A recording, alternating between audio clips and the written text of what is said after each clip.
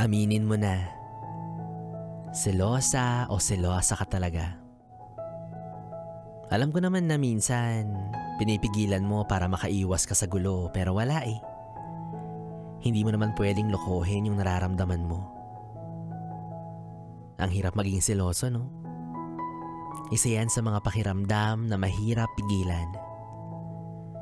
Hindi naman siguro kababawan kung aaminin mo na oo, nagsiselos ka.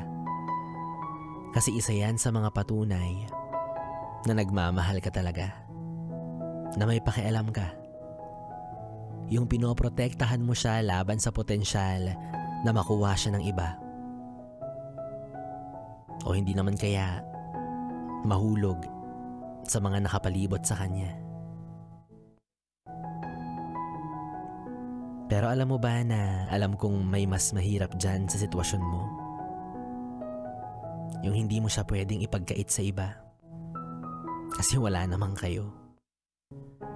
Paano mo poprotektahan ang isang tao na mapunta sa iba kung siya nga mismo hindi mo magawang makuha? Kaya hanggang dyan ka lang.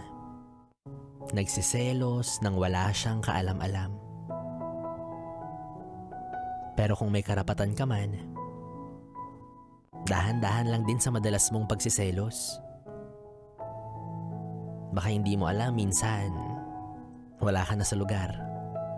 Sumusobra ka na. Marami ng relasyon ang nasira dahil sa ganyang uri ng haka-haka. Pero kung meron ka namang pruweba at mapapatunayan mong tama ang iyong hinala, meron ka namang magagawa. Basta ayusin mo lang ito sa paraan na ang relasyon ninyo ay hindi mapupunta sa pagkasira. Tama naman yung nararamdaman mo. Sadyang minsan, naidadaan mo lang ito sa puro bato ng masasakit na salita. Tapos sa huli, ikaw na yung magmamakaawa.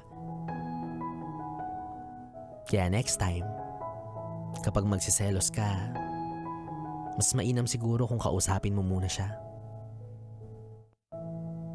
Para hindi puro gulo ang nagmamarka sa inyong relasyon. Kumbaga, merong kapayapaan at mahinahon.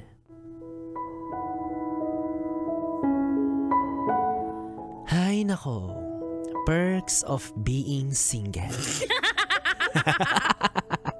Diba kung meron ako mga bagay na ipagpapasalamat, yun ay dahil single ako at wala akong pinagseselosan.